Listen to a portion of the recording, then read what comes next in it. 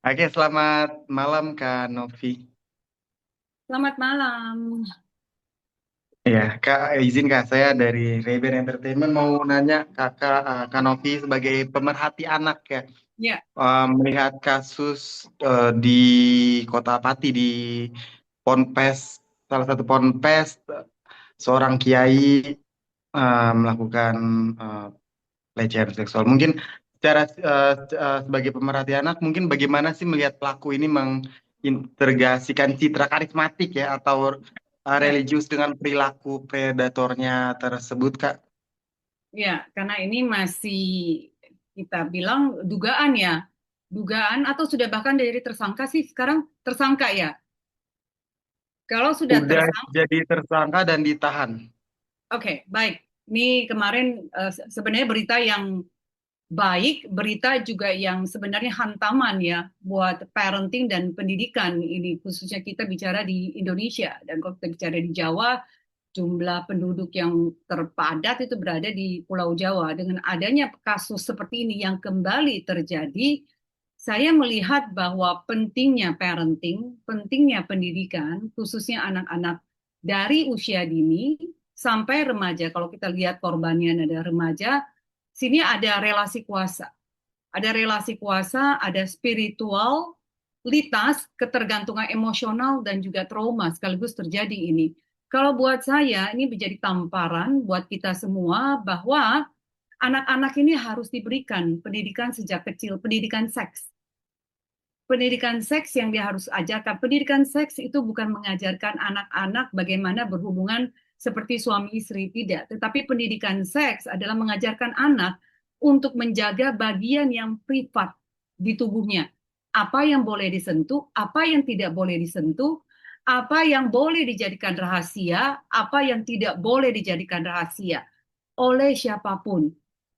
Nah, dengan menjaga bagian tubuhnya ini, kalau ini diajarkan sejak kecil, anak-anak tidak akan sungkan untuk mengatakan tidak kepada siapapun, walaupun di situ ada relasi kuasa.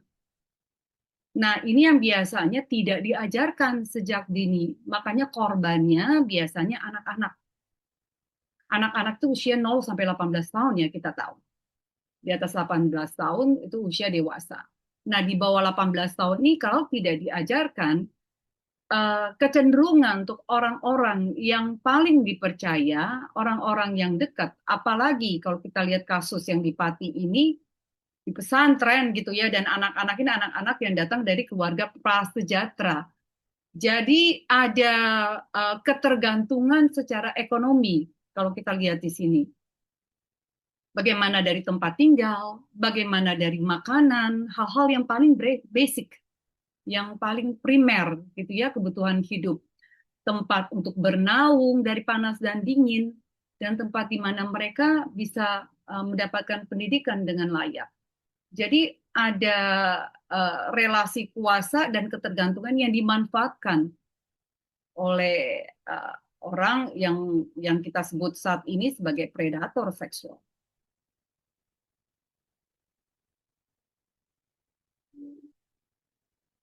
Mute Ki, mute. Mute-nya Ki dibuka. Eh, tapi kakak melihat gak sih kayak pelaku ini menciptakan kayak ketergantungan emosional sebelum melakukan pelecehan seksual, pelecehan fisik? Ya, sangat. Dan ini memang biasa terjadi yang kita sebut dengan istilah grooming ya. Grooming ini yang harus diketahui oleh orang tua, oleh pendidik. Bagaimana mengajarkan anak-anak tentang ciri-ciri daripada grooming ini. Nomor satu adalah membangun kepercayaan, kekaguman. Dia dihormati. Jadi kalau menuduh, dia akan merasa bahwa yang benar sih kamu pasti salah, bukan bukan dia karena dia dikagumi. Orang melihat dia itu melihat dia dengan penuh kekaguman dan ditambah punya empati, memberikan tempat tinggal, memberikan makan, memberikan tempat untuk bernaung, sekaligus pendidikan. Jadi ada ketergantungan finansial yang besar sekali ada di sana. Lalu anak-anak ini kalau diberikan perhatian khusus, orang lain ini sangat-sangat look up. menghormati, respektasi ada di sana. Dan kalau kamu sampai diberikan perhatian khusus, berarti kamu spesial. Lalu pelan-pelan tuh masuk kalau grooming biasanya rahasia, ada rahasia bersama di sana. Lalu merasa anak ini merasa dia istimewa. Lama-lama dia akan terjadi pengisolasian korban secara emosional, Mas. Lalu di sini akan lihat bahwa pelan-pelan ada pelanggaran. Kalau kita lihat di khusus untuk kasus ini, pelanggaran atas batas privasi fisik. Jadi mulai dari sentuhan ada di sana, mulai ada telepon di malam hari untuk bertemu, lalu ada rasa sungkan pastinya. Dan jangan lupa, dia merasa spesial. Dia merasa diistimewakan, sehingga begitu ditelepon, dia harus ready. Gak semuanya orang loh yang ditelepon, kamu loh. Nah, anak-anak yang tidak dibekali dengan pendidikan seksual, bagaimana menjaga bagian privasi tubuhnya, begitu tinggal berdua, ada sentuhan yang tidak seharusnya terjadi, biasanya yang terjadi itu apa yang disebut dengan otak belakang kita, amigdala, ada tiga, freeze, fight, and flight. Jadi freeze dia diam, terpaku, atau dia fight. Nah ini biasanya nggak terjadi, memberontak. Karena sekali lagi ada ketergantungan secara finansial, ada ketergantungan di situ dengan pendidikan dan segala sesuatu yang dibutuhkan untuk kebutuhan sehari-hari, ditambah ada relasi kuasa karena posisi yang punya misalnya pondok tersebut. Lalu yang terakhir adalah fight, jadi dia melawan gitu.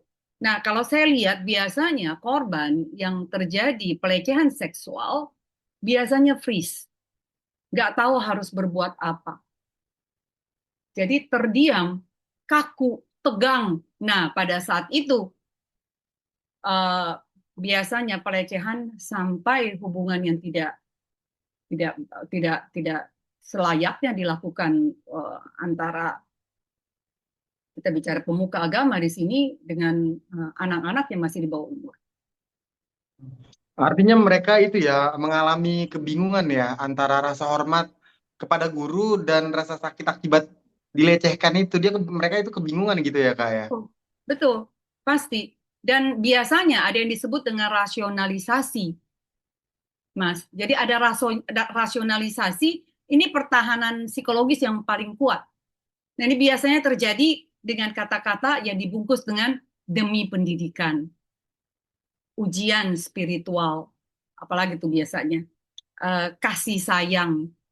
Ini bantu kalau dalam sisi spiritualitas, bantu kamu untuk lebih dekat dengan Tuhan, gitu ya. Jadi ada yang disebut lagi dengan distorsi kognitif. Jadi dia membuat ada terjadi distorsi, kacau tuh kognitifnya, sulit untuk membedakan, logikanya sulit untuk bisa membedakan yang mana yang benar, mana yang salah, apa yang harus dilakukan. Karena itu tadi hanya amigdala yang bergerak, otak bagian belakang yang berada di bawah ancaman. Logika yang di depan yang disebut dengan prefrontal cortex atau PFC, lobus frontal, yang kita sebut bahasa awamnya adalah akal budi yang membedakan benar, salah, boleh, tidak, uh, itu tidak berfungsi pada saat itu. Dikuasai oleh ancaman ini, apalagi dengan bujukan bahwa kamu spesial, kamu nanti akan disekolahkan ke luar negeri misalnya karena kamu taat, kamu patuh. Ini menjadikan kamu lebih dekat kepada Tuhan, membuat anak-anak bingung, Mas. Mungkin dampak ke depannya terhadap korban-korban ini yang masih anak-anak ya. Iya, iya, Pasti meruntuhkan kepercayaan mereka ya sebagai korban pasti. terhadap agama dan ya terhadap agama di masa depan itu gimana sih Kak? Eh, ya bisa sampai ke traumatis ya. Traumatic kita bicara dengan PTSD, post traumatic apa namanya stress disorder, jadi akan membuat anak-anak ini bisa sampai ke PTSD yang kompleks, sangat kompleks gitu loh. Sulit untuk bisa percaya kepada otoritas, udah pasti. Sulit membangun hubungan romantis dengan orang lain nanti, untuk pacaran, untuk menikah.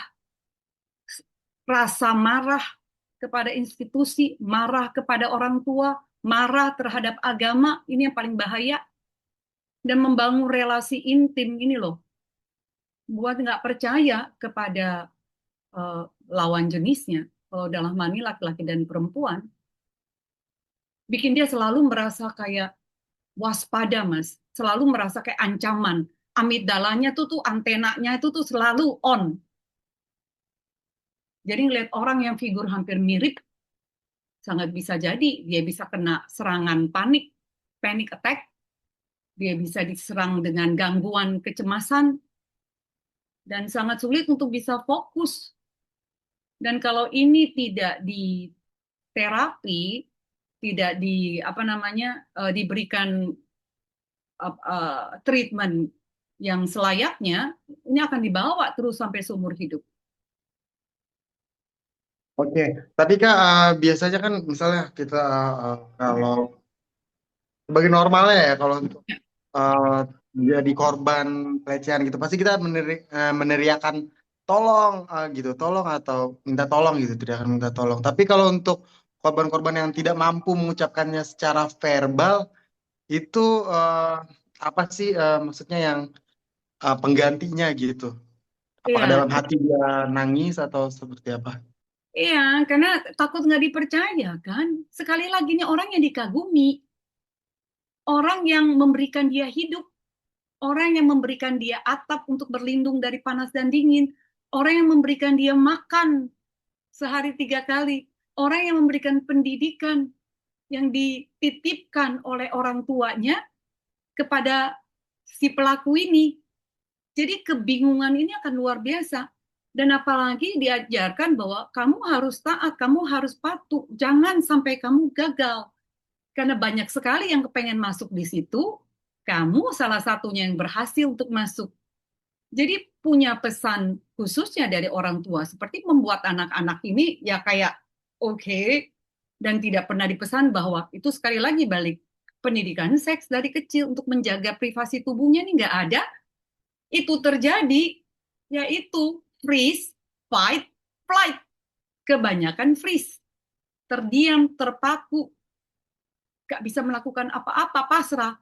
Nah, biasanya begitu sudah selesai terjadi, baru anak-anak itu merasa kotor, merasa tidak layak, merasa semua gangguan akan terjadi. Saya yakin pertama kali ini terjadi, perubahan perilaku ini sangat-sangat terjadi.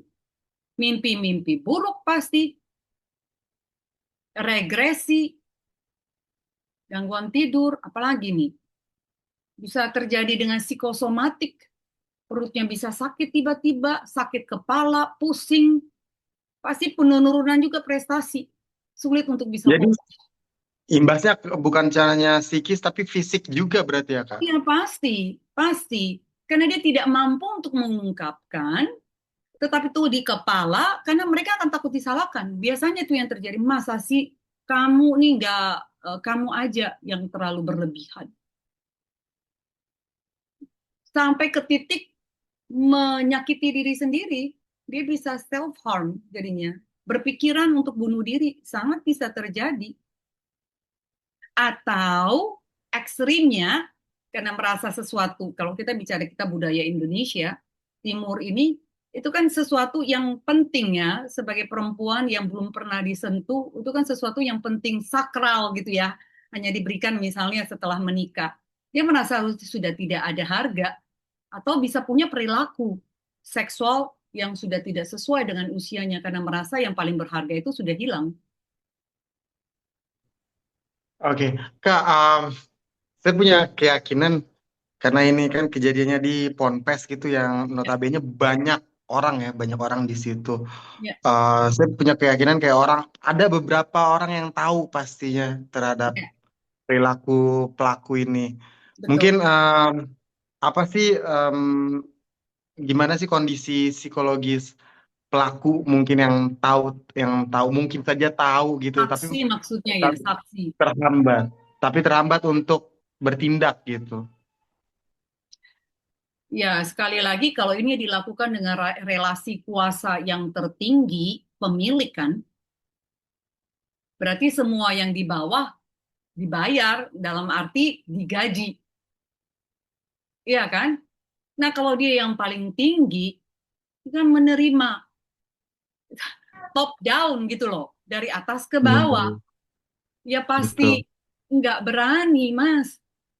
Tapi buat Oh saya, iya, iya. jadi kalau buat saya, orang-orangnya harus berani bicara. Apalagi kita lihat ada undang-undang TPKS. Benar nggak? Nomor 12 tahun 2022. Itu jelas banget undang-undang tindak pidana kekerasan seksual. Ini jelas sekali di sana. Catcalling aja tuh ada ini sampai 3 kali ditegur, itu ada pasalnya loh, ada pidananya, ada hukumannya. Apalagi sampai pelecehan, sampai ke persetubuhan, bukan hanya undang-undang TPK saja, ada undang-undang perlindungan anak. Bisa berdouble-double itu kena pasalnya. Nah ini sudah minor, anak di bawah umur, ditambah, jadi undang-undang perlindungan anak bisa kena, undang-undang TPKS bisa kena. Saksi pun tidak melapor, bisa kena yang tahu. Jadi yang tahu Iya. yang jadi juga kena. Bahkan yang melindungi pelaku juga akhirnya kena. Yang Betul. apa berusaha ngebantu pelaku untuk melarikan diri juga kena kan akhirnya ditangkap. Yang ditawarkan Kak, 150 juta itu ya untuk pakai pengacara. iya. Ya, Kak, terakhir Kak, mungkin ya, nasihat terbaik dari Kakak gitu ya. sebagai pemerhati anak agar korban-korban ini psikologisnya terjaga gitu, dan tidak mengalami secondary traumatic stress ya akibat Ya. dari kejadian tersebut. Namanya tuh traumatisasi itu namanya. Jadi udah trauma, jangan dibikin trauma lagi, retraumatisasi. Jadi kalau buat saya perlindungan penting banget. Jadi perlindungan jangan ditanya berulang-ulang karena itu akan mengulang-ulang cerita, mengulang-ulang trauma yang sudah terjadi. Jadi lakukan pemeriksaan kalau buat saya dengan empati, minim pengulangan cerita, apalagi ya, menghindari pertanyaan yang menyalahkan korban. Kamu sih mungkin kenapa kamu mau? Kamu udah tahu waktunya tidur. Kenapa kamu bisa hindari menyalahkan korban? Oke, lalu batasi paparan media karena dengan dibahas dan dia tahu nama ada di situ walaupun muka di blur karena saya lihat ada satu anak yang berusaha untuk dicium walaupun sekarang sudah mulai di blur tapi di awal-awal sama sekali mukanya terpampang, bahasa yang aman dan non judgmental, jadi jangan menjudge. Oke, dan berikan apa ya, rasa aman dan rasa kontrol kepada korban. Yang terakhir adalah edukasi. Kalau kita bicara ini menjadi tamparan buat kita semua, untuk orang tua, untuk pendidik, pemuka agama, bahwa jangan menggunakan relasi kuasa Anda untuk menghancurkan masa depan seorang anak. Satu orang anak yang rusak itu bisa menghancurkan seluruh keluarga. Jadi benar-benar buat saya untuk aparat penegak hukum, pakailah undang-undang perlindungan anak sama undang-undang TPKS untuk memberikan efek jerak. Kalau kita lihat di Cina nih, di Tiongkok ya, 3 predator anak, predator seksual anak tuh dihukum mati. Baru minggu lalu, dihukum mati. Jadi tidak ada kata ampun untuk predator anak-anak di Iya, baru dunia. saja baca beritanya tentang itu tuh di Iya, China. Nah, oke, Eh, Kak, terima kasih izin Ki, banyak. nambahin Ki. Mbak, iya. kira-kira gimana cara bikin bonding terhadap anak untuk orang tua ya? Bikin bonding terhadap anak biar biar si anak ini mau cerita, mau diskusi sama orang tua dan lain-lainnya. Gimana ya kira-kira untuk bondingnya? Kebiasaan sih yang dibangun setiap hari, Mas. Jadi kebiasaan dibangun setiap hari, siapkan waktu. Segimana kita sibuk bekerja, selalu ada waktu yang kita siapkan pada saat pulang ke rumah. Jadi jadi buat buat dia bisa bercerita harus dari kita yang bercerita dulu. Jadi misalnya izin dengan Mas siapa Mas? Harga-harga. Mas Arga. Mas Arga. Anaknya usia berapa? Nanti kasih nomor Ah, HP ku aja kalau mau curhat, mau nanya-nanya boleh tuh. enggak. Ini maksudnya buat buat masyarakat ya, Oh, siap. buat masyarakat gitu. Ya, ya. Ciptakan kebiasaan sih. Ciptakan kebiasaan yang dibangun dari dini eh, orang tua kepada anak dengan dimulai paling sederhana di meja makan. Kalau Anda bisa dimakan pagi, makan pagi. Anda bisa dimakan siang, makan siang. Anda makan malam, kita makan 3 kali sehari. Ambil 1 kali setiap makan, diatur sendiri untuk bisa memberikan waktu yang secara kualitas kepada anak.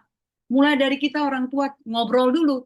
Tahu nggak, hari ini aku dengan Mas Eki loh di Ray-Ban Entertainment diwawancara tentang misalnya ya, hal tapi kita lihat ya kasusnya apa gitu ya pantas buat anak-anak dan dengan dibiasakan kita memulai bercerita anak-anak akan terpancing bercerita jadi jangan interview kamu hari ini gimana hari ini kamu di sekolah kayak apa PR-nya banyak nggak jadi jangan bikin BAP polisi gitu loh tapi bangun dua arah komunikasi dan non judgmental misalnya dia cerita kalau sudah remaja A, B. Jadi teman aku kayak gini-gini. Kamu sih dikasih tahu. Ngerti ya sih? Jadi kita tidak judgmental. Dan setiap tahapan usia anak itu berbeda-beda. Anak TK, anak SD, anak SMP, anak SMA. Beda-beda. Karena tahapan tumbuh kembangnya beda-beda. Jadi jangan bertanya pertanyaan yang sama sejak dia masih TK, SD, SMP, dan SMA. Karena tantangannya udah berbeda. Remaja misalnya. Udah sudah hafal mati mereka nasihat nasihat dari orang tua. Jadi terkadang kalau saya akan berikan mereka dua pilihan. Hari ini kamu mau ibu, mama hanya dengerin aja atau boleh kasih komentar. Karena kadang mereka hanya mau didengar. Mereka nggak butuh nasihat kita. Mereka hanya kepengen curhat. Nah kita kebiasaannya baru curhat 3 kalimat, kita udah ngomelin 300 kalimat. Jadi males dia ngomongnya. Jadi berikan mereka pilihan mau didengar atau mau diberikan tanggapan. Dan fokus betul-betul saat itu ada kontak mata di sana, HP singkirkan, berikan seluruh hati dan jiwamu untuk waktu yang hanya 20-30 menit itu untuk hadir buat dia.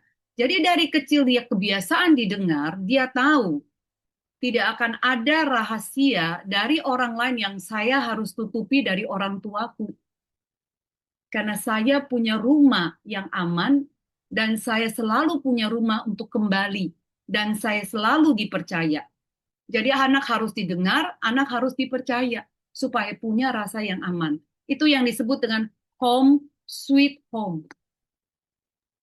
Untuk rasa aman sendiri kan kakak kan dari ya kita kan pembahasannya itu antara orang tua dan anak ya. Tapi Betul. kalau untuk orang anak-anak di Ponpes sendiri kan mereka kan jauh dari orang tua. Mereka punya gak sih rasa aman itu kak? Rasa aman itu ada dua kan, aman secara fisiologis, aman secara psikologis. Kalau aman secara fisiologis, secara fisik dia aman, dia ada di dalam, nggak akan ditabrak, nggak akan kena panas, nggak akan kena dingin, nggak kena banjir misalnya karena dia aman. Tetapi secara psikologis belum tentu, sedangkan manusia butuh aman secara psikologis. Jadi diajarkan ke anak kalau kamu nggak nyaman pada saat kamu merasa bahwa ini kenapa saya disentuh, kamu berhak untuk stop. Kamu berhak untuk bilang no, tidak. Kamu berhak untuk menolak dan kamu harus menceritakan ini kepada orang tua gitu dan orang tua akan percaya sama kamu ini anak-anak mereka tidak punya itikat bahwa dia akan menghancurkan satu figur yang besar dengan relasi kuasa yang begitu jomplang jadi buat saya ajarkan anak-anak untuk punya rasa aman, dipercaya, dan didengar.